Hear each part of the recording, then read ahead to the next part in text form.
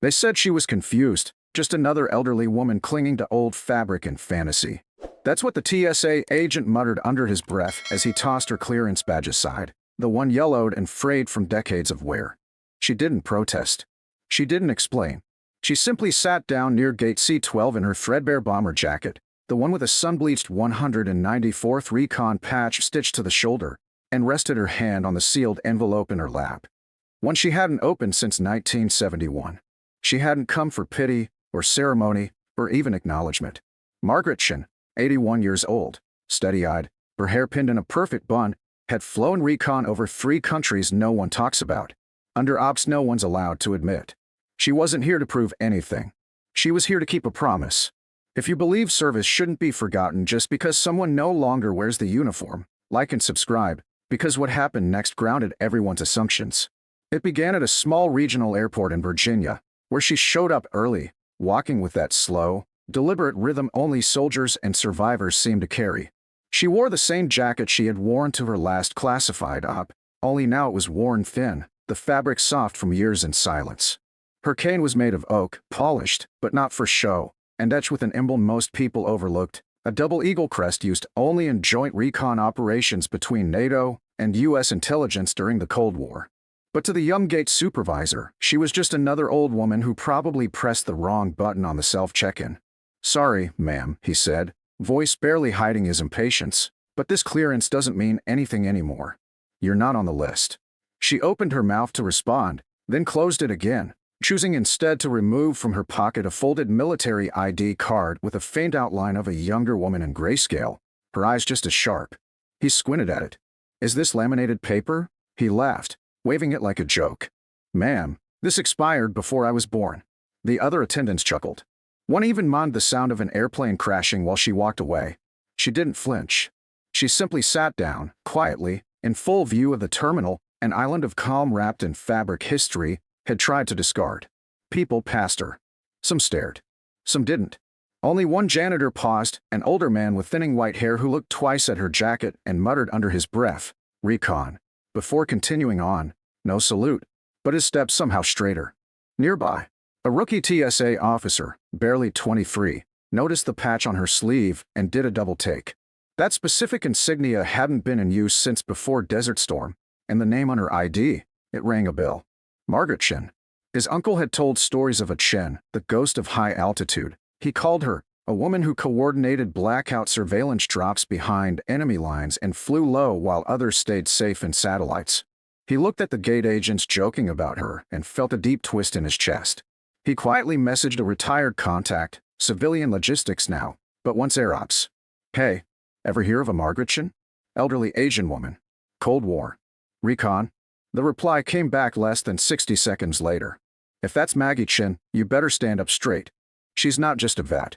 She rewrote air engagement policy in '74. Cleared every European sky from Berlin to Istanbul." Still, the jokes kept going. One agent laughed, "Unless she's here to fly the plane herself, she's gonna need to sit tight." Another snapped a selfie with her in the background. Caption it, "When Grandma tries to crash Top Gun." The rookie officer stood frozen. He knew he should say something, but he didn't. Not yet. At that moment, she unfolded the envelope in her lap, just enough to see the top line of the letter. It was signed, unmistakably, by General Horace M. Vega, Supreme Air Command, 1971. It simply read, "To be delivered only in person, with uniform and honor intact." She resealed it. Waited. Alone. Until a black sedan pulled up outside. The kind no one notices, government plate, tinted windows, engine quiet like it's used to arriving where it's not expected. A man in a charcoal suit stepped out, polished shoes, silver lapel pin, aviators that caught the morning sun. He didn't hesitate. Walked straight through the terminal, past security, past the rope barriers, didn't show a badge, didn't need to. He locked eyes on Margaret Chin and saluted, crisp, sharp, clean. "Ma'am," he said, "I'm Air Marshal Vega. I flew under your orders in '83. You saved my aircraft when I was a kid too scared to admit I couldn't find the Northern Rich." The room fell silent. Gate agent stopped mid-laugh. The rookie stood taller. The janitor froze. "She's not requesting clearance," Vega said to the stunned gate team. "She wrote it." And just like that, the air changed. So no, she didn't come for recognition. She came because someone had to remember. and someone finally did. But this was only the beginning. The silence after that salute didn't just hang, it carved to the terminal like a blade, slicing open the laughter, the ignorance, the assumptions, and leaving only truth behind. The gate agents who had chuckled minutes earlier now stood frozen, the same mocking grins now stiff with shame. But Margaret Chin didn't gloat. She didn't even look their way. She just met Air Marshal Vega's eyes and gave him a single nod, the kind that soldiers exchange without words, one that speaks of history, fire, and the scars beneath service.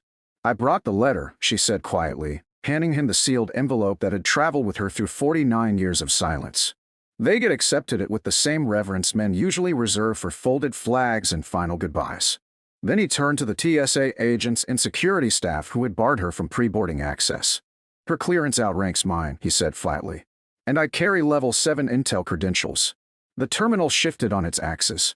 The rookie TSA officer who'd texted about her stumbled forward, apology written across his face, but she stopped him with a look. "Don't apologize for doubt," she said gently. "Just don't keep it after proof." At that, Vega gestured for her bag, took it himself, and began leading her down the jetway, not to the commercial plane she booked, but toward the tarmac access door behind it. No one questioned them. No one dared. Past rows of commercial aircraft and service carts, past private gates and chain-link barriers, they arrived at the far edge of the airfield where an older black military sedan idled beside a hangar marked with no insignia at all. Just a faded outline of a bird in mid-flight, its wings spread wide. There, a private airstrip waited. And in the center of it, polished under the early sun, sat a decommissioned State Route 71 Blackbird. Wings out, nose low, pink gleaming obsidian. On the side was a fresh stencil in white, Lieutenant Colonel David Chin, Final Watch. And just below it, almost ghosted in, Lieutenant M. Chin. She froze, her breath catching. For the first time all morning, her composure faltered. "He kept it on the logs," Vega said softly. "After he passed, the base command found his private notes. You never got the credit because the missions were blacklisted, but he wrote your name in beside his every time." She moved forward slowly, her cane forgotten, every step measured not in distance, but in memory. Inside the hangar stood 3 men in full dress uniform, silent, still, waiting. Behind them, a display case, sealed, glass, immaculate. Inside was her flight suit, patched, stained, aged, and the very recon manual she'd written by hand in a tent on the edge of a ridge no one knew they held. "We never meant to forget," Vega said behind her. "We were ordered to." She stood there for a long time, breathing in jet fuel and decades.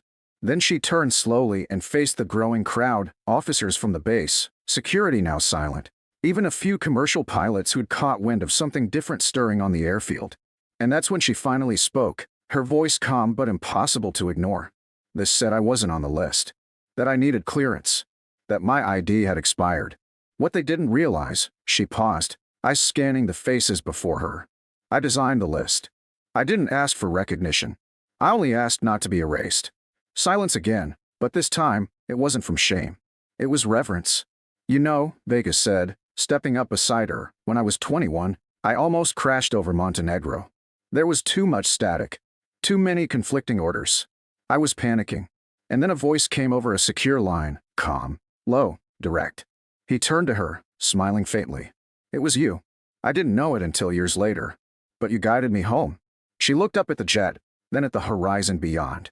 "Most of what we did never made it to paper," she said quietly. "But that was the job. To fly unseen. To be the silence behind someone else's victory speech."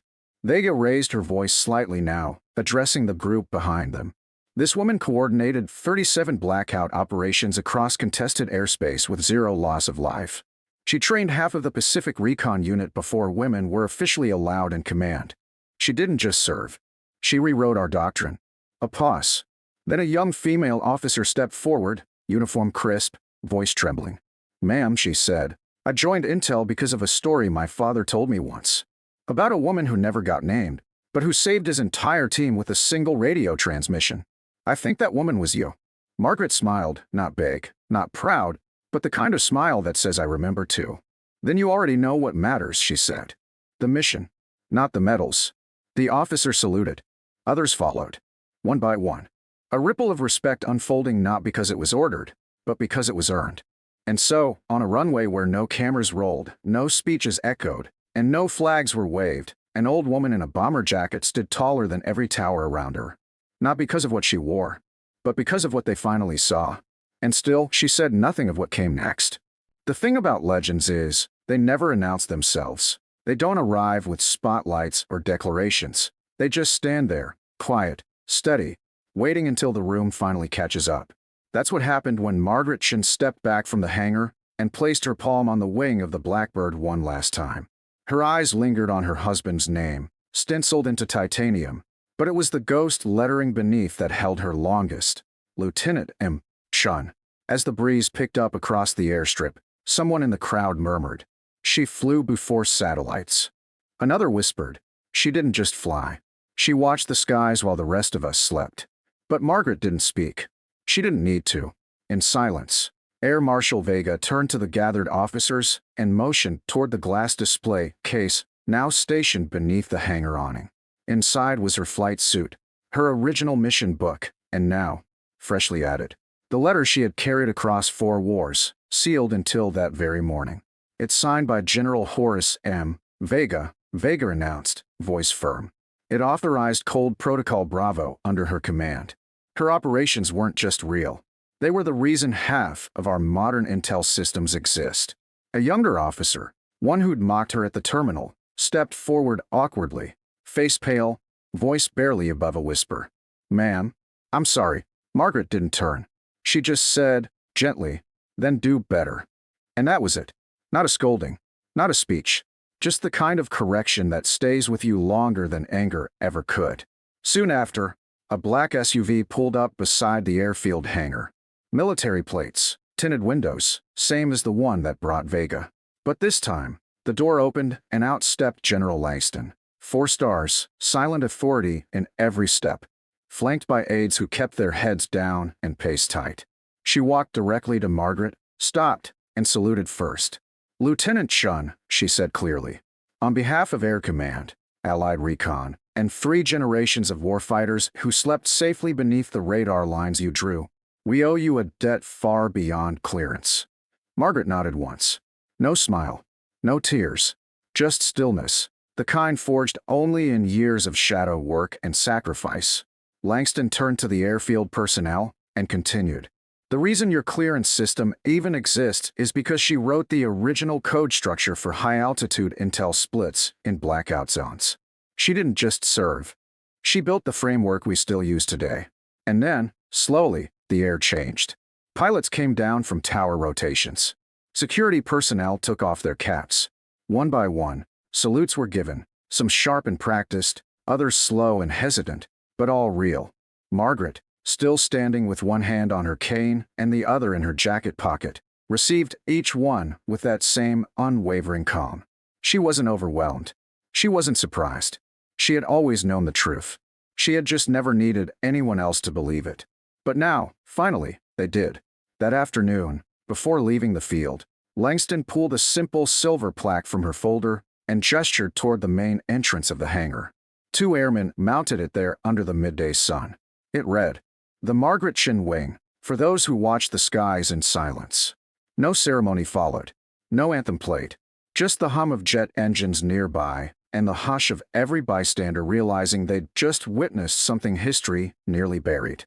Later that evening, as the sun dipped behind the tower, Margaret walked back through the main terminal. No escort, no fanfare. Just her and her cane, jacket collar turned up slightly against the breeze. The same TSA rookie who had recognized her patch earlier stood at attention as she passed. He didn't speak, just straightened his spine and saluted. She returned it, her hand steady. Behind her, the digital board listed departing flights. Her name wasn't there. She wasn't going anywhere. She had already arrived. But the next morning, the news had spread. Across base forums, military chat channels, even the National Veteran Registry received new requests for Margaret Chun, cold recon documentation. No records were found, still classified. But stories? They flooded in. Dozens of former intel officers wrote in. "She guided our team through blackout zones in '81. My mother flew under her relay line. We owe her our lives." And beneath every post, the same phrase appeared again and again. She didn't need a medal. She needed to be remembered. At the airfield, The display case was relocated inside the command wing, not just for protection, but for daily viewing by every cadet who walked those halls. And under the mission book, someone had placed a small placard, handwritten in block letters. You don't have to be seen to protect everyone. Margaret never gave another interview. She didn't want a feature. She didn't want headlines. But every year after that, on the same date, a new envelope would arrive at the airfield, sealed in wax, addressed only to whoever watches next. Inside, flight path notes, weather shifts, blind spot corrections. The work never stopped. She simply passed the torch. And when she finally passed in her sleep 3 years later, it wasn't to silence. It was to echoes, of voices that now stood taller because of her. At the ceremony, Vega delivered only one line. She didn't need permission. She gave it. And from that day forward, every pilot trained in that region heard her name, not in lectures, not in textbooks, but in the way every controller paused before confirming airspace. Out of respect, out of memory, out of truth, Margaret Chin never asked for honor. She just flew ahead of it,